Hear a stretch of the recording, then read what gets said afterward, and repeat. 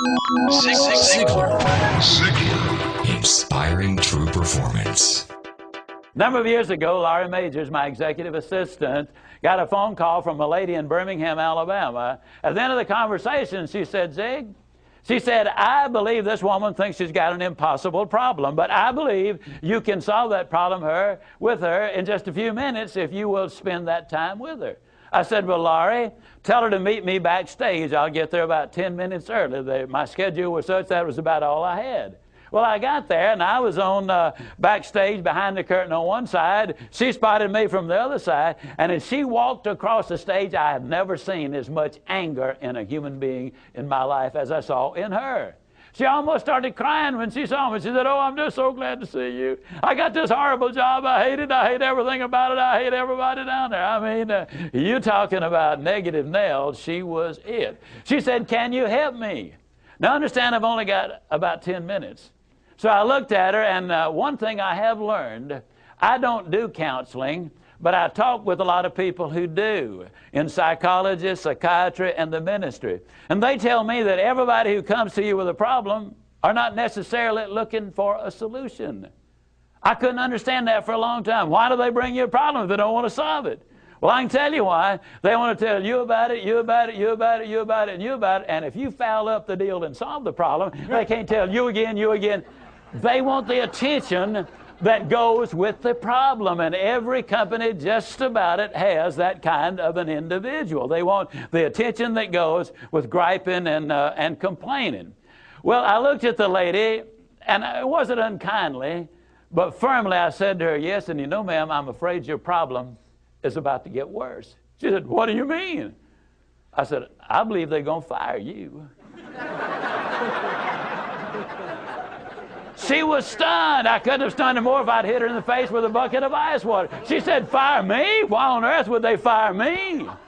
The inflection in her voice clearly said, they're the bad guys, I'm the good guy. Why don't they fire them and keep me?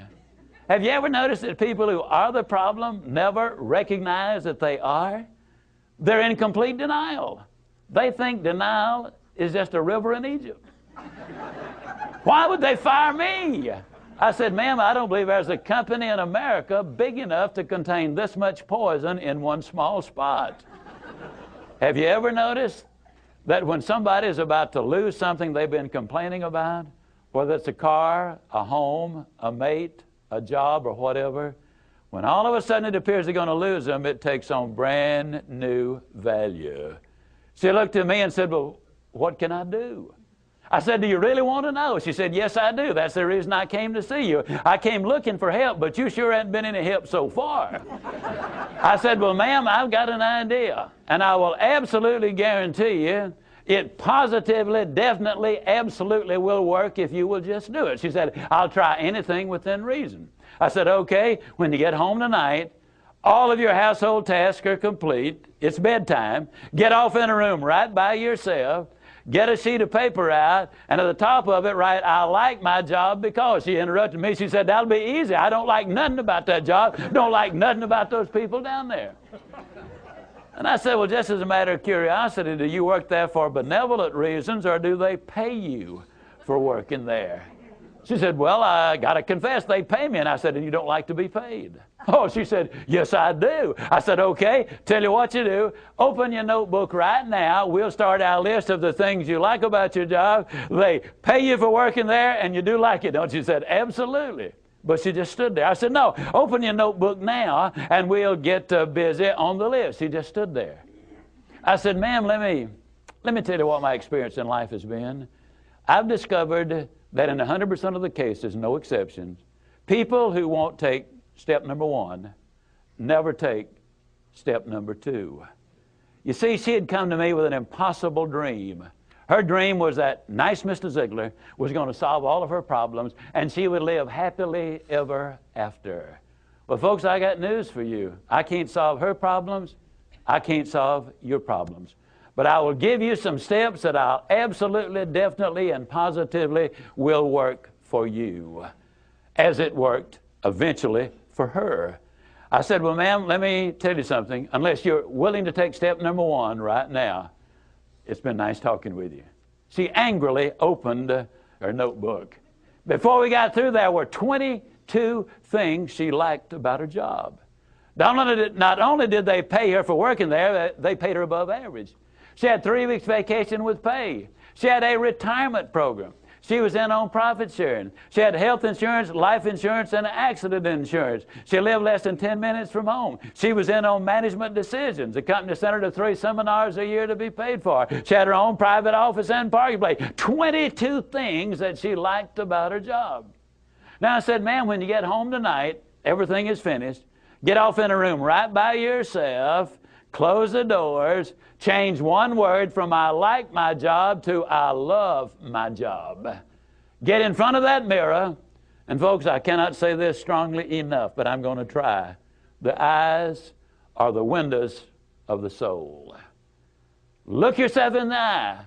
And with excitement and enthusiasm, say, I love my job because they pay me for working there. I love my job because they pay me above average for working there. I love my job because they have a wonderful insurance program. I love my job before every one of the statements.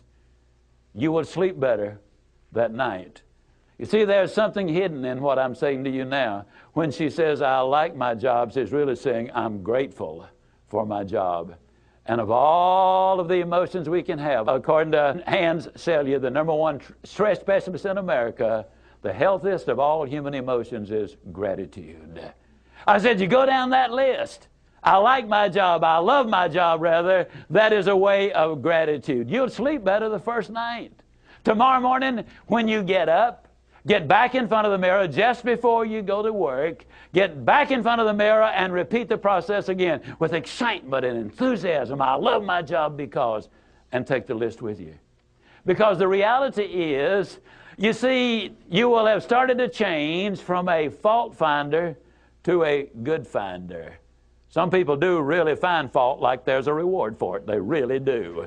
Take the list with you, and you will be able to add to that list, absolutely guaranteed. Do this every morning and every night, and you will have an astonishing recovery from this advanced case of stinking thinking. Now, I didn't say that to her, but I'm saying it to you. That's what it was. It was an advanced case of stinking thinking. Well, 6 weeks later, I was back in Birmingham, Alabama. I was doing a follow-up sales seminar. Now, the lady was not in sales, but she had been listening to my tapes. She had been listening to Automobile University, and she had discovered that everybody sells. Everybody who will ever hear this is in selling. Whether you're a school teacher, a civil service worker, a military personnel, an executive secretary, it doesn't make any difference. What you do, you sell every day of your life. There she was at the sales seminar, seated on the front row, grinning so wide she could have eaten a banana sideways. I'm telling you, you're talking about somebody that was excited. She was turned on. I said, well, how you doing? She grinned even more broadly and said, Mr. Zigler, I'm doing wonderfully well. And thank you for asking. She said, you cannot believe how much those people down there have changed.